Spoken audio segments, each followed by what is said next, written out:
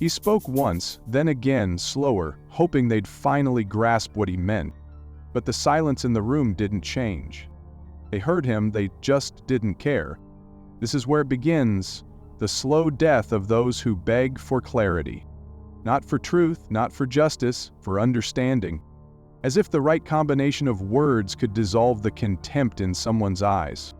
As if being understood is the currency that buys mercy. But it isn't.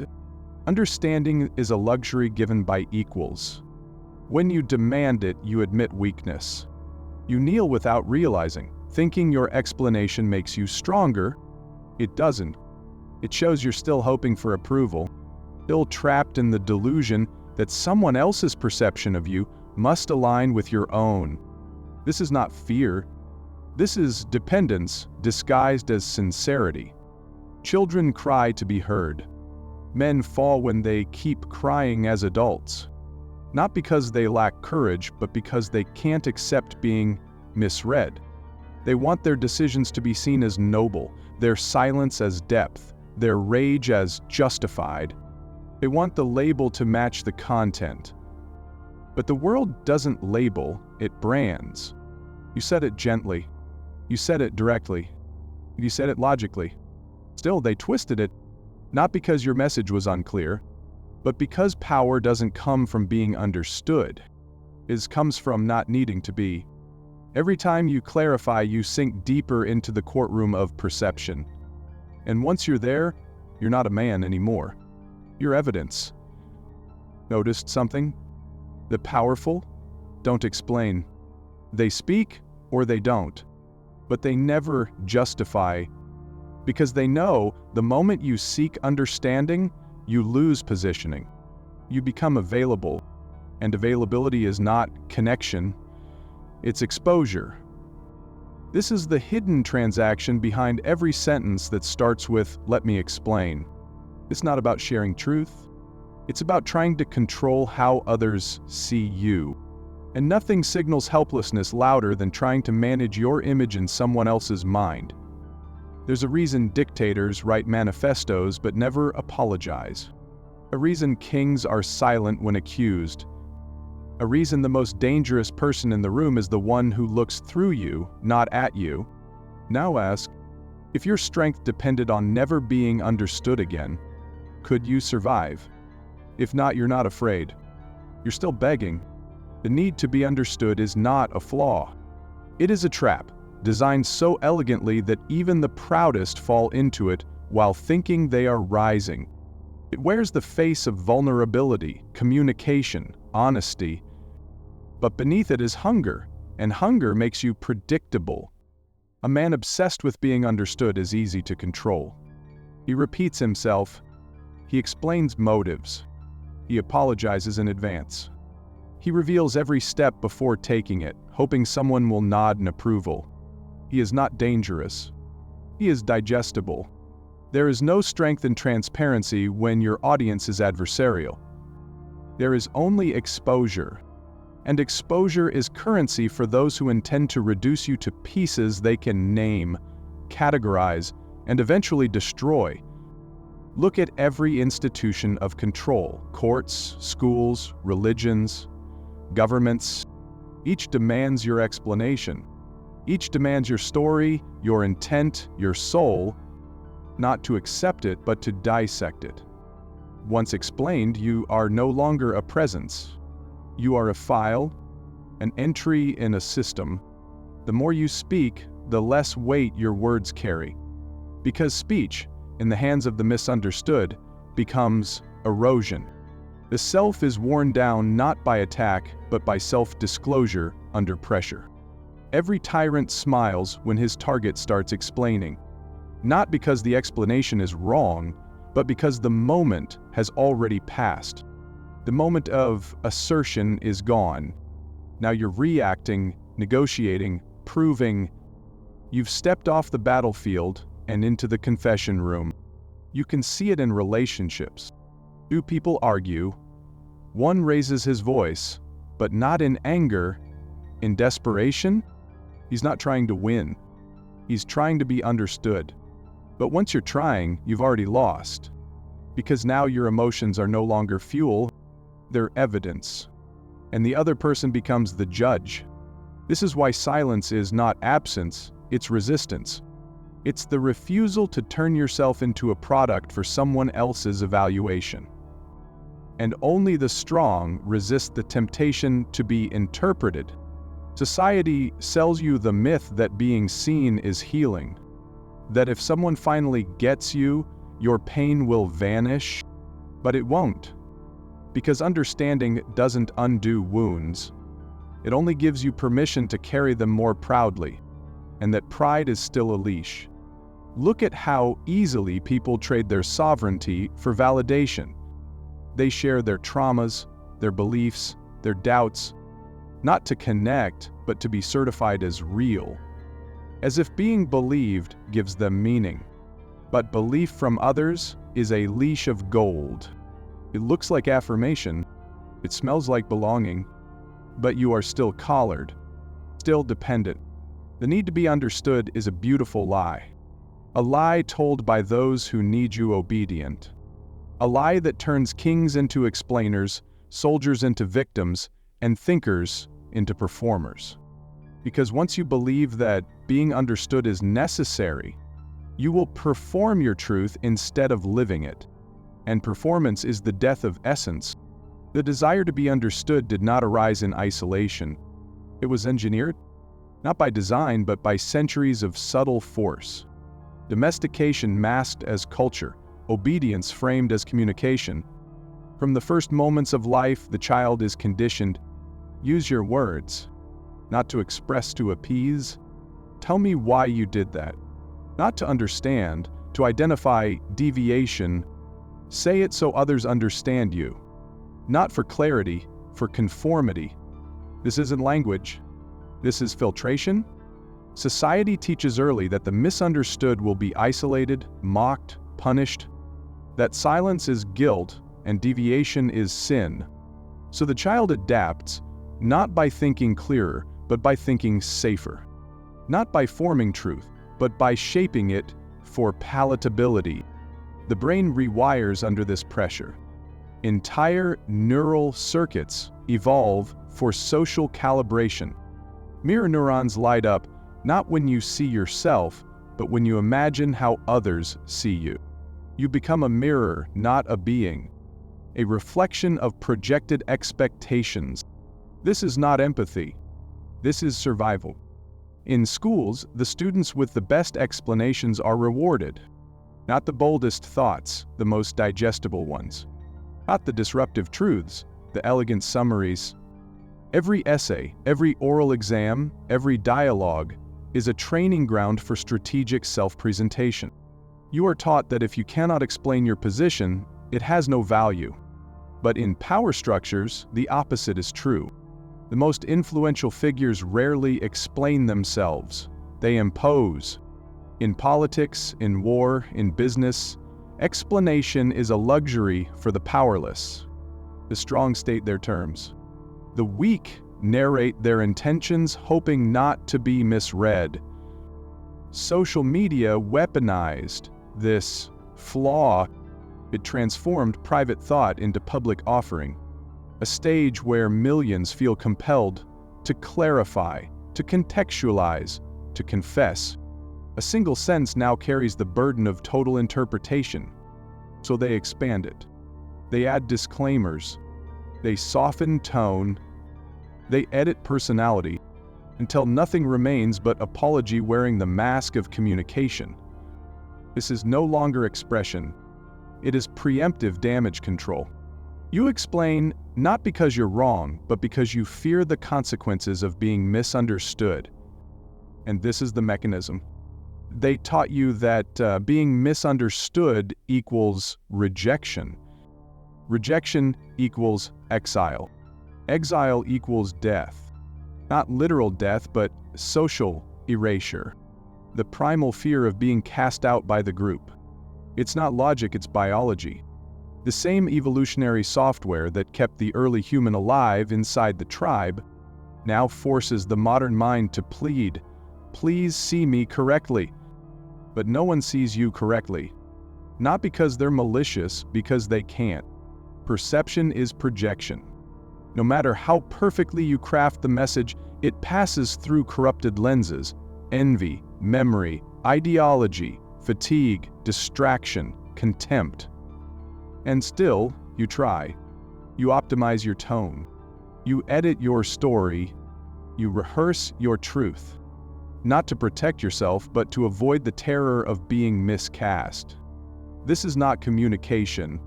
This is self-erasure through repetition. And every time you do it, you reinforce the system. Where silence is suspect, where ambiguity is guilt, where only the loudest, clearest, safest version of you is allowed to exist. You are not rewarded for authenticity. You are rewarded for legibility. And the moment you internalize that, you stop being human. You become interface. When a person no longer desires to be understood, it is not just dependence that dies.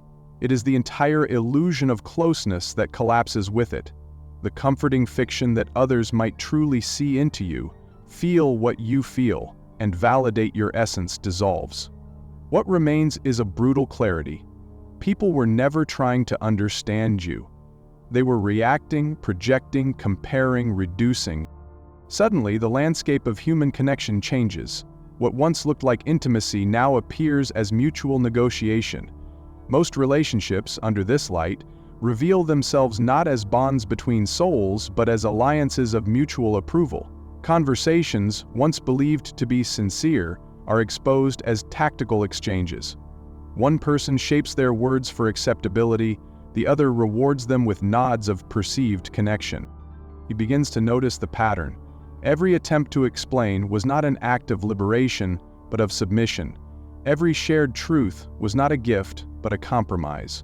The more he revealed himself in hopes of being understood, the more he made himself legible, and therefore controllable. Then comes silence. Not in the room, but inside the mind. The relentless machinery that once prepared every sentence for consumption, the calculations, the imagined responses, the desperate calibrations, begins to shut down. There is no longer a need to manage perception. There is no longer a pressure to be seen in the right light. There is only the truth, unfiltered, and its consequences.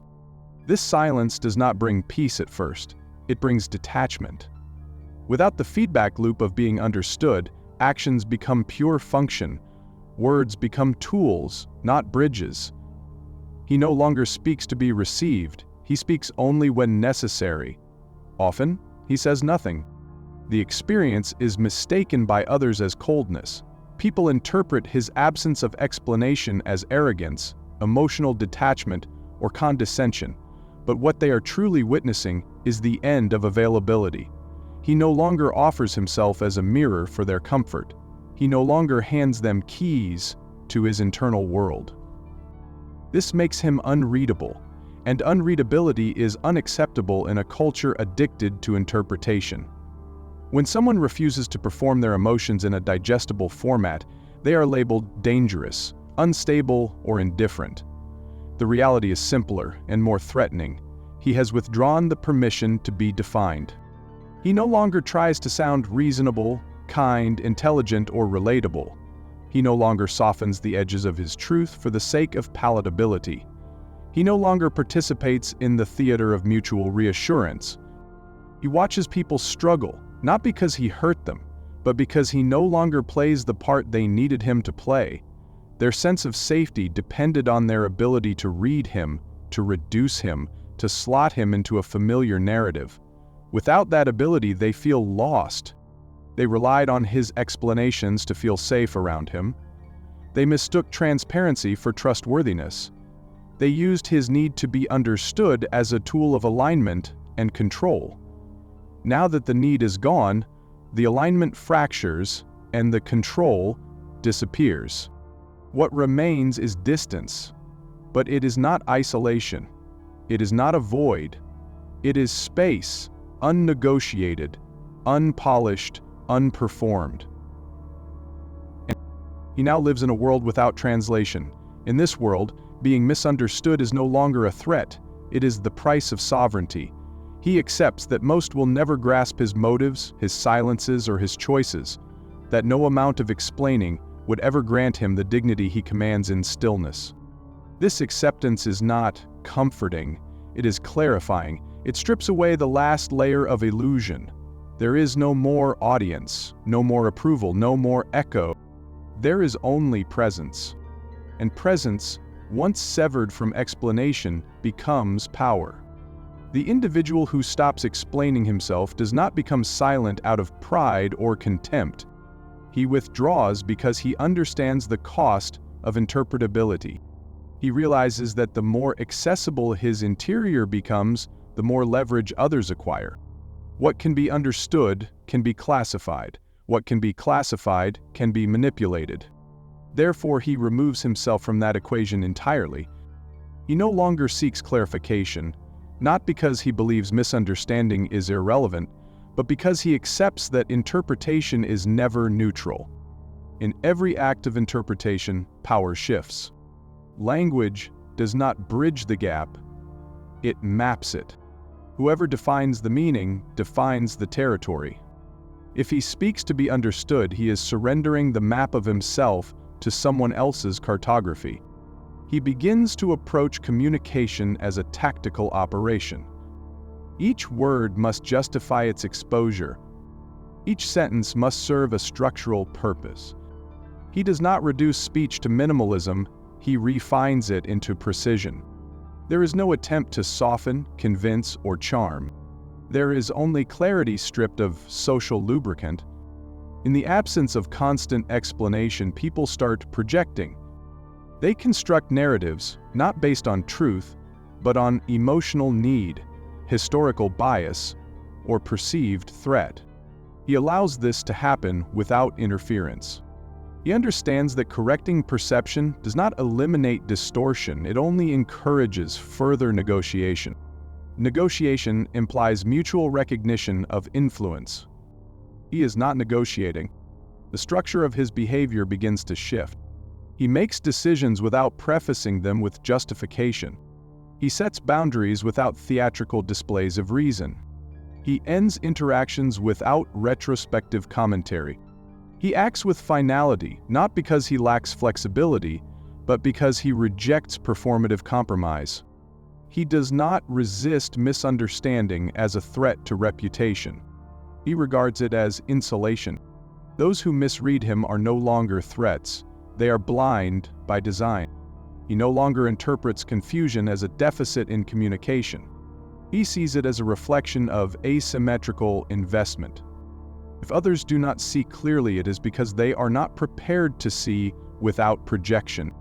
That is not his burden to carry. In strategic environments, whether political, organizational, or personal, he is perceived as unreadable.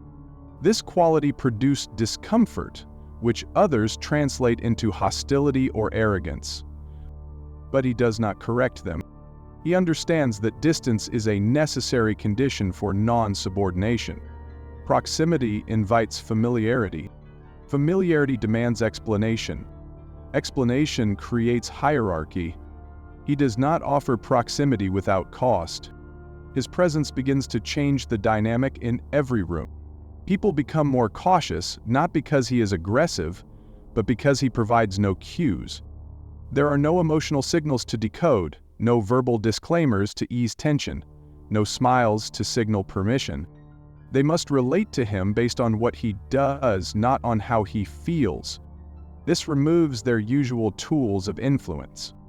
They are forced to operate on substance, not suggestion. He understands that power does not require noise. It requires restraint. Not the restraint of hesitation, but the restraint of unnecessary exposure. Information withheld is not secrecy. It is asymmetry, and asymmetry is the foundation of strategic advantage. At this point, he is no longer reacting to the need to be understood. That instinct has been surgically removed. What remains is a structure built for autonomy. It does not demand validation, nor does it repel it. It functions in isolation and engages selectively. It does not adapt to emotional pressure. It adapts to operational necessity. The loss of social warmth is acknowledged, but not mourned. The individual who operates without explanation does not suffer from loneliness in the conventional sense. He suffers from clarity, and clarity isolates. But isolation is not dysfunction. It is a condition of independence. He does not announce this transformation. He does not narrate its effects. He simply ceases to participate in systems that require constant exposure of internal state for social continuity. If that distance produces friction, then friction is accepted as cost. In the final analysis, he does not retreat. He reconfigures. He does not avoid connection. He eliminates dependency. He does not reject understanding. He stops needing it. That distinction is not spiritual. It is structural. And structure endures where emotion collapses.